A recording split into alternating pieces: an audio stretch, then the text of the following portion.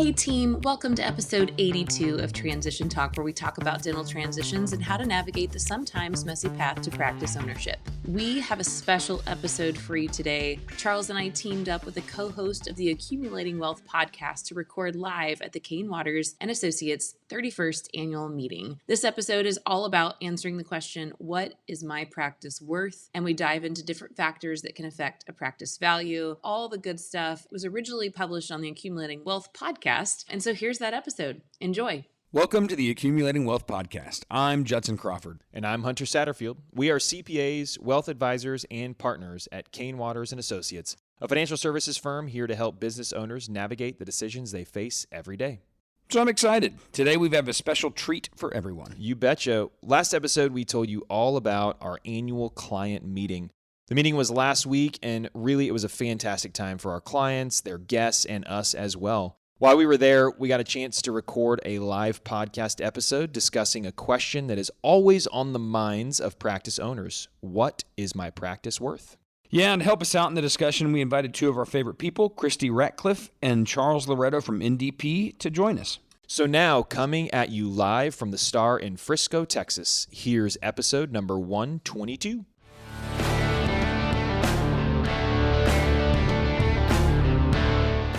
All right, we're going to go ahead and get started, everybody. Welcome to the Accumulating Wealth Podcast. You know me by now, and you just met Hunter, so I'll introduce our other guest. Down on the end, another man you already know, Charles Loretto. Silver Fox. It's an old fox, but it's silver. Then we got Christy Ratcliffe. Hello. Right next to him. Today, as I've said a couple different times, we're going to talk about the value of your practice. So while we're recording, try to keep the noise down just a little bit so we can keep the sound down. And we won't have time for questions at the end, but obviously the four of us will be around for the rest of the weekend and are happy to talk to anybody that has any questions. It'll be interesting to see how this works out. You've got four very dominant personalities on stage that'll be fighting for words. So let's do it.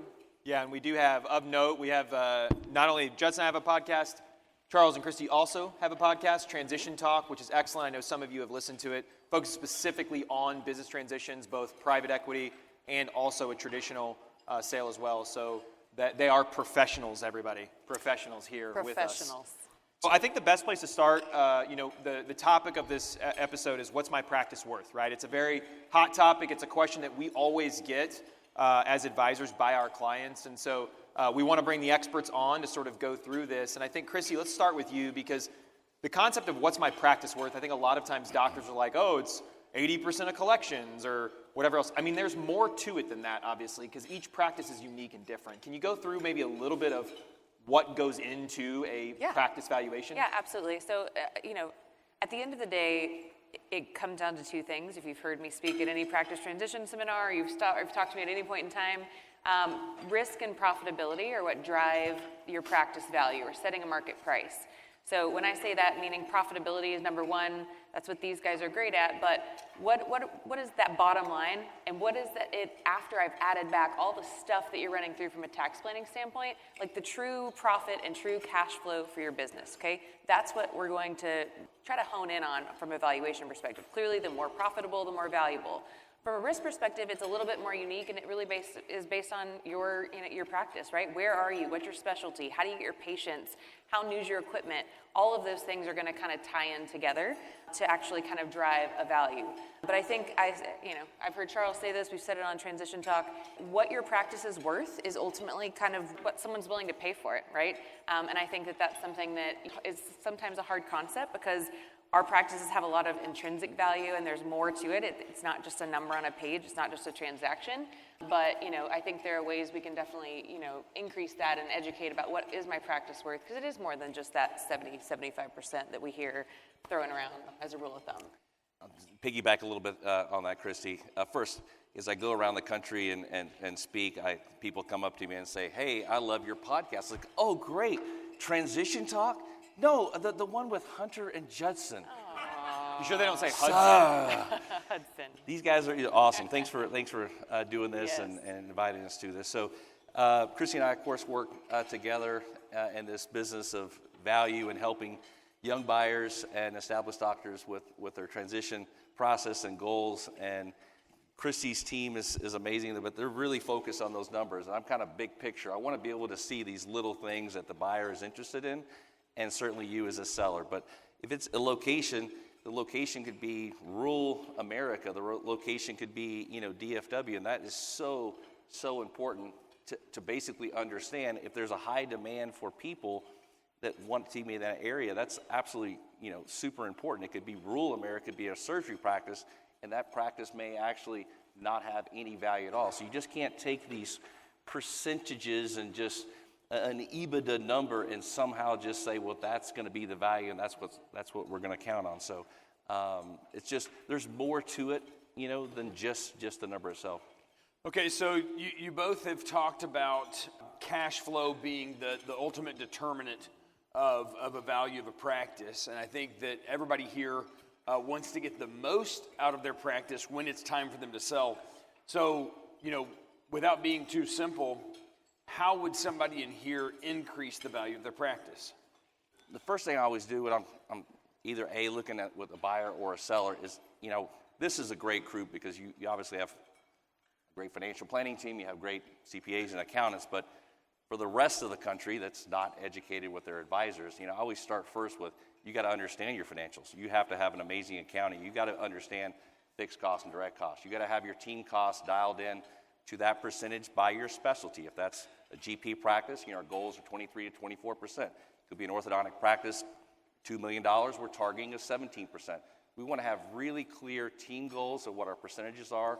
I want to have really good direct cost goals with lab and supply. And I think once you understand where your direct and fixed costs are, now we can actually dial in and have targeted goals to increase that profitability. So the easiest way, number one, is to understand your business, and number two is let's figure out how to lower some of those direct costs. And now let's also see, by understanding fixed costs, the incremental growth of the additional dollar. So the example I always use is like if you have $1 million practice and a 60% overhead, in your mind you're netting 40 cents on the dollar. But the incremental dollar that you now bring into the practice, when you understand your direct cost, and now that direct cost is about 20% when you think about your supply, your lab, and your other small little office supplies and credit card, marginal, just small incremental costs on that next dollar, you're profiting 80 cents on that dollar. So if you can share those goals with doctors and share those goals, in this case, with them, it motivates them to have that additional growth, to see that profitability, and it just creates so much more profit. Yeah, and I think if you're thinking, hey, I'm going to transition, or I'm going to sell, I'm going to bring on a partner in the next 2 to 3 years, this is the prime time to start paying attention to those things, because when we look at evaluation or we're putting a price on a practice, we're not just looking at the last 6 months or your last great, 12 months. We're looking at the last 2, 3, 4 years. And so the longer and the cleaner your financials are, and the more you can kind of start cutting that profit and building that profit and cutting those expenses, the better that value is going to be. So don't just wait until the last minute, right? Look ahead and start doing that at least 2 to 3 years before to get the most value. One of the words that you actually already said that I wanted you to talk a little bit about is a word that Hunter and I didn't use from Intro to Accounting until about 5 years ago. Oh. Can you explain to the audience or demystify what EBITDA is? One more thought, and I'll get to that. Okay. Is kind of going back to the growth thing, and this room has been amazing, you've seen it, but the value of when you can't physically do any more dentistry, and you're tapped out, your hygiene is tapped out, or whatever specialty that you are, you can't physically do anything. Obviously, the incremental growth, there's some point where you can't physically do more dentistry. And so we want to be able to now leverage that practice and leverage that physical space, again, fixed cost, and grow with another doctor. And just to be able to, the benefits to see that growth, that's growing that profitability. And yes, that's a great lead-in to what this EBITDA is. So tell us what EBITDA is, and then I will add to it. The actual definition? Yes, please. Perfect. Please, Christy. Earnings before interest, taxes, depreciation, and amortization. My accountant background has done me wonders. There you go. It's a fancy way to say, what's the profit of your freaking business? That's all it is. It's fancy words. It's fancy words, Justin. Yeah. But hey, we worked hard to study that stuff. Fancy words. Come on with that. The profitability of your business, your EBITDA, said in many different ways from people who do not have an accounting background, is just that. It is simply your profit. So at the end of the day, I've talked to many of your clients, I've talked to planners, and they're like, all my clients are coming in, they want to know what their EBITDA is, and they don't realize we've been talking about their EBITDA for every time they're in this room. We just call it something different. What are the cash flows of your business? What's the profit? That's going to drive your value. So I think one of the things that we get a lot from clients as well is sort of the impact on bringing associates in, right? Mm-hmm. So I know a lot of y'all in this room have done it. A lot of our listeners that are listening in as well have either contemplated bringing an associate in, have brought an associate, maybe multiple in, and obviously that triggers growth in their business. Can you talk a little bit about how that would ultimately impact a practice value and how long it takes it to catch up to it?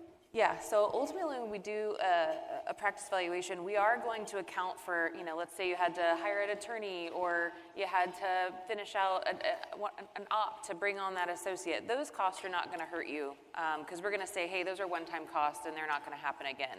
But the expense of the associate and the new staff you might have to bring on to support that associate, those costs are real costs of the business, and you have to give it enough time because that will, from day one, your practice is going to drop in value.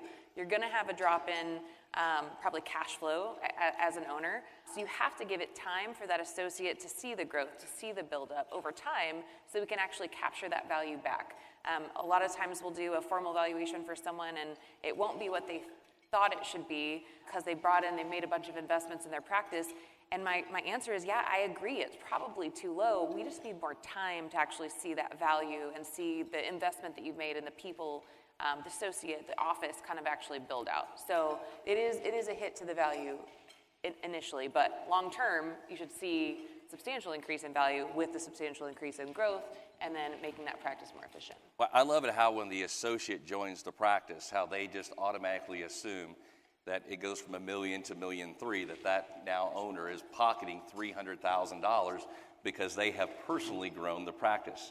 And as we know in the financial world, that is just not the case. I mean, there is a cost for them. Number one, there's payroll tax, there's benefits. There's a cost for the assistant that we had to hire. There's a cost for those direct costs that we have, and again, our supplies and lab. And so you have to be able to show that doctor what that break even is, just to literally break even. And at some point, there's a profit that we're going to make on that associate, and it's fair. There's got to be a point where there's a lot of profit, because if there's not a lot of profit, then what is there to sell? I always tell the senior doctors, I don't anticipate you taking a pay cut. You take a pay cut when they start, there's a break even. Now there's going to be a profit margin you're going to be making on them, and then the value is to essentially pull the equity out of that business and then go back to probably about what you were making before. And that's the idea. So that's one from a valuation standpoint. Yeah, at some point it's going to cross over, but maybe those first few $100,000, you're not going to get this increased value that you're just hoping. Not the 80% of the, because that cash flow is just the same. Yeah. So the DSO private equity market has clearly been something that we've been talking about for years now. Obviously, it's a consistent theme. It's been brought up multiple times throughout the last couple of days. But the economy, interest rates, everything else has changed. So can one of you give us an update on kind of where the DSO private equity market is and how is it different than it was a year ago? Yeah, I mean, I think that it's still there. It's not going anywhere. It's not going away. We haven't missed anything. It has changed a bit, and from a perspective of it's not at the peak it was, but it's not going anywhere. I think it's kind of stabled out. I think the offers that are kind of coming forth are still there. I think buyers are getting a little pickier about the practices they're looking at, right? Like they want to buy. If they buy a practice, it's an investment. And so I think that everything you've heard here and kind of how the economy is going, there are definitely changes, and we don't have a crystal ball, but I think that in general, the market has been stable. Buyers are still very interested. There's still a ton of money out there. There's still a ton of interest in good practices. A year ago, they weren't interested in all of the specialties. Now we've got all specialties kind of accounted for by the various buyer groups. But that's, I think it's still a solid market, and you're not going to stop hearing about it. You're not going to stop hearing about EBITDA. And it's not a transition plan for everyone, right? There's a private transition, there's the DSO market, And I think the important thing is understanding, like, what does that mean for you, and how is it the right method for you? Because DSOs are not a fit for every practice. They aren't a fit for certain parts of the country. They're not a fit for certain sizes of practice.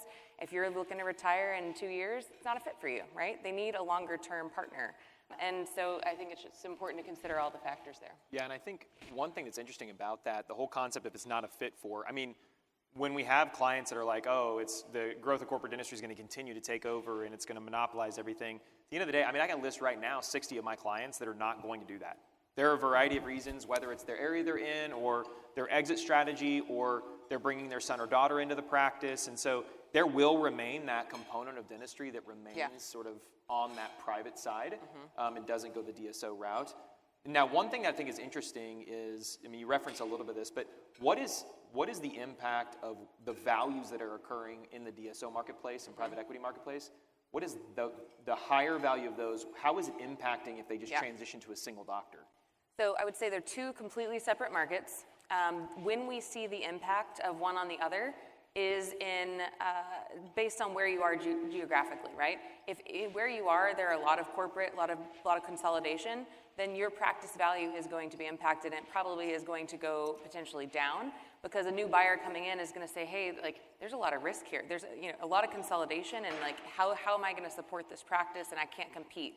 Across the country, though, if I kind of look at a swath, it really hasn't impacted the market of a private valuation on the whole, because at the end of the day, a private buyer is not a DSO. They cannot pay those prices, and you have to make a choice as a seller of, hey, I'm either going to go this route or this route. I can't sell to a private person and say, well, I could sell to a DSO and get 20 times my EBITDA, so you have to pay me more. That's just not how it works. I know we would like it to work like that, but unfortunately, it's just not how it works. Yeah, especially because if you think about, I mean, you can go talk to any of these banks out here. If they're underwriting a person to just a person, a single person, if they're going to underwrite that person, they're not going to give them near as much without significant restrictions on you as a seller, whether it's guarantees or seller holdbacks or things like that. And so I just think the market itself doesn't dictate those higher values. But Charles, we are starting to see some practices that are saying, hey, I want some sort of blend. Can you sort of riff on that for a second? Yeah, and in the conversations that I have either on the phone or conferences, it is the number one question. When you go out and speak, you have to know what the questions are going to be. Every single lecture, you have to talk about this. You've got to explain this whole EBITDA thing and the 7 or 8 multiple, and in the end, I say it over and over again. This is a financial planning decision, period, in a story. It's going to work for you or it's not going to work for you. You're going to give up something for something today. It's just this. We got to look at this. The case just yesterday, $2.6 million practice, $2 million practice, they're going to give them 2.6. Okay, 2.6 after tax, you're going to be at 2. There's 2 partners. There's a brother, 2 brothers. So now the net number is going to be 2 million divided by 2. That's 1 after tax. So, I mean, what are they going to get? 70% of that, they're going to get around $800,000 for their life's work. And then, take this pay cut. For that practice, it does not make sense. You'll find orthodontic practices, on the other hand, that may have a $3-4 million top line with a 40% overhead, and now all of a sudden they're getting an offer for $10, $12, $15 million, and perhaps for that individual, that meets their financial plan. So absolutely. And to your question, then what you're having is, because in this space of orthodontics, it's very much a seller's market. There's so many more buyers that are out there based on the orthodontic programs that are in the country today. And so then the sellers are saying, well, wait a minute, I've got this $3 million practice, and if I was going to sell it to Christy, with this regular just private value, that value may be $3 million. But private equity over here is giving me $10 million. Why don't we just work out a deal together? And I tell you what, Christy, instead of $3 million, I'll sell it to you for $5 million. And starting to see that. And the problem is the bank or valuation company doesn't like that. So, yeah, I guess if you want to do that, and it's going to have to be more than likely seller financing, that you're going to now have to somehow arrange, the two of us would have to arrange that together. And again, she has to decide if that's something that she wants to do. She has to know that she wants to overpay. So sellers are taking this position now, and it's starting to become more and more common. And you're seeing this. I haven't really seen much of it in the other spaces, but I am starting to see that now in the orthodontic. Yeah, I think it's just because those values are so much larger in that space. And so it's hard for an owner to say, hey, I'm willing to kind of give that piece of it up. So I still am not a fan of it. I don't love it. I still think it's not, it's very few and far between that I think that would work and make sense for that buyer. So I'm going to say a sentence that I've heard plenty of times, and I know you guys have heard, and I want you to, you can just tell me true or false, but I want you to explain it. You hear a sentence like, well, hey, I have a GP buddy, he's got a big old practice, and he just got 20 times for his practice, right? Yeah, I saw it on Facebook. He posted totally, on Facebook. Totally. I would say false, and I would say 20 times what? You can 20 times a lot of things. No, that multiple. But what's reality? Reality is somewhere in the 4 to 7, 4 to 8, depending on the practice. We've seen prices as low as 100, like just 100% of collections, right? And we've seen, so it is purely, those numbers are exaggerated. They can make up whatever they want, right? They can put, and again, do you understand what 20 times what, right? Like what am I timesing by? Because we've seen buyer proposals, we've seen letter of intents where they put your compensation of what they're going to pay you for the production you're going to do post-close. They add that to the profitability. So yeah, those numbers are not happening. They didn't happen, and they're not happening. We're 7 is a kind of good average that I think most people, if you hear that number, that's probably realistic. But anything above that, I would ask some questions. And I love how it starts with like a 7, but then as well, I'm going to get 10 or 12 or 15 on the next round. So this question I always ask is, if you do get 12 or 15, you're going to have to commit to work back longer in that next relationship. The next thing you have to ask yourself is, if you did get a 12 or 15, somebody else over here is going to have to pay more than 12 or 15. So now you're trying to say, is there a future purchase out there that I'm going to get 15, 17 times earnings? That doesn't exist. Well, and I also think that you have to be educated on what all of those pieces mean, because all of us see the big value and the 20 times, and that's what is my total value, and it's 15 million. But that you don't get 15 million. It's not a private practice sale where someone gives you a check for 15 million and you get to walk away. They're buying you, they're making an investment in you and your practice, and they're going to have strings attached. So what are those strings? How much equity am I getting? What is the return on that equity? What do I like the company, right? Because now I'm making an investment in a company. And you could have financially, it could be very rewarding down the road, right? We've seen some of that. And it could be a great thing. But do you know what you're getting, right? And I think that's where a lot of people fall short, is that they just focus on the front number. They just focus on that big multiple or how many times EBITDA, and they don't understand all the various components that can really impact you and have a financial, it could be a great opportunity, or you could not get what you were promised, right? So that's important. The last thing is the fear. I just feel, I feel this is just like a one-time thing. I got to take advantage of it. That is the communication is going out to every single dentist in this country. The time is up. You got to take advantage. It's never been better than right now. This country has been flooded with that misinformation, and just to try to get people to close on the deal so that broker can get that commission. So it's very frustrating for us, and we're always defending this in all the consults. But this is, again, it's a financial planning. It does make sense for some people, but I would say there's a lot that it just doesn't make sense at all. So as we wrap up, I've got one final question. I'm actually going to flip it over to you, Judson, and ask you this question. So one of the things in light of the 7 multiple and these blended ortho offers that we're starting to see in these types of things is, the questions that we're getting a lot of times as advisors, and I think many of these people in the room may have this question as well, is, all right, well, I've got this associate in. Do I sell this practice to them at a significantly lower value, or do I go and I sell on the corporate side and deal with the implications, that friction that's there? How are you talking to clients about the reality of that friction and what they do about it? There's a million things that goes into that question, and I think a lot of it, you really just have to look at where you're at in your career and what you want the remainder to look like, right? if you love where you live, you're not moving, and you love doing, we're talking about ortho in this case, you love doing ortho in this case, and right now you're working 4 days, and your dream, and you say, man, if I could just work 2 days, I'd do it for the next 12 years. Then you will not find likely a DSO offer that makes you as much money as that trajectory of retaining ownership, continuing to work, being happy where you're at, et cetera, et cetera. But there's many people that have a lot of other factors into that. An associate that, you just don't feel like is really the person that's going to help you be a long-term owner in this practice. They're more of just an associate, or a desire to be done in 5 to 7 years and have the ability to move your family elsewhere. I mean, there's a million different situations. One of the things that I've told lots of my clients, at different times is that ultimately, and this sounds strange when we're talking about, these multiples and these big offers and all that kind of stuff.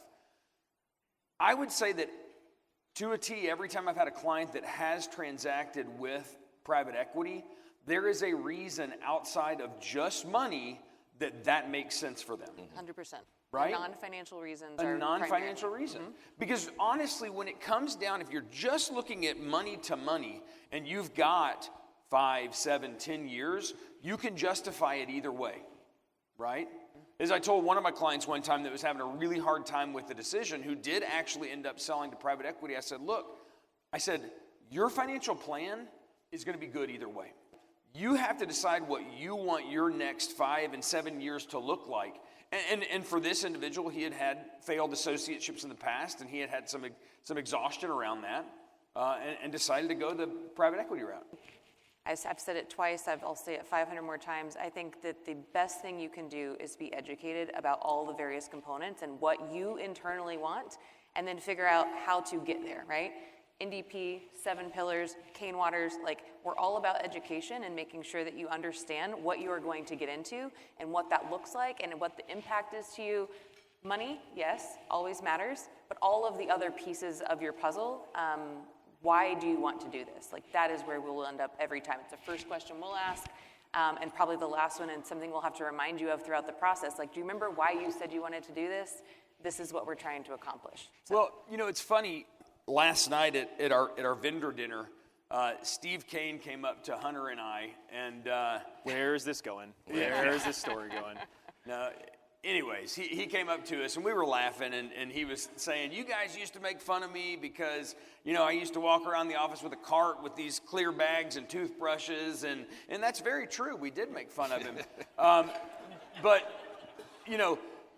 the reality is that, what that was at that time, BNP, if you remember, what is now, Elite Dental. We talk about our vendors out there and all that kind of stuff. I mean, the whole reason that we did that from the beginning was the whole reason we had this conversation at the beginning about how you increase the value of your dental practice. Because if you can, for instance, use, 3M Clarity and cut your aligner cost by 1/3, then you've just increased the value of your practice. Yep. Period. End of story. Right? Yep. If you go out and use Benco and can save 1% on your dental supplies, you have just increased the value of your practice. Right? So it's all of these things are tied together for, frankly, this very reason. It makes you more money. It makes your practice more valuable. And then when we help you sell it, you're happier with us. And it gives you that flexibility. The more money you can make over the course of your career by doing these things, increases the value, but also gives you flexibility in the end for those non-financial reasons you might want to transition. Absolutely. Well, it's been awesome. Thank you both for joining us. Well, that was awesome. I feel like we're ready to do our national tour after this. I mean, what do you think? City to city, recording live in front of hundreds of thousands of fans. Hundreds of fans? Or thousands? Thousands. You said hundreds of thousands. I feel like this is my cue to wrap us up here anyway. Well, if you like what you're hearing, the best way to keep up with our podcast is just to simply subscribe. This way you'll never miss future episodes, and you can go back and listen to all of our other seasons. Also, if you like it, leave us a review or share it with a friend. We appreciate both. And if you want to learn more about what we're doing when we're not in here recording, visit cainwaters.com to see how we're helping our 2,800 clients reach their long-term financial goals. Drop us a line at cainwaters.com/wealth. We actually answer these emails and love to hear from you. See you next time. Cain Waters & Associates is an investment advisor registered with the Securities and Exchange Commission. Information provided does not take into account individual financial circumstances and should not be considered investment advice. Investing involves risk and the possibility of loss, including a permanent loss of principal. Specific product, security, or performance reference are for illustrative or comparison purposes only, and information provided is not an offer or solicitation to purchase or sell. No client or prospective client should assume that any information presented or made available is a receipt of or a substitute for personalized financial planning consulting advice. The Accumulating Wealth podcast is intended to be broad and educational in nature and is not intended to be comprehensive or replace individual tax or financial planning advice. Request Form ADV Part 2A for a complete description of Cain Waters financial planning and investment advisory services.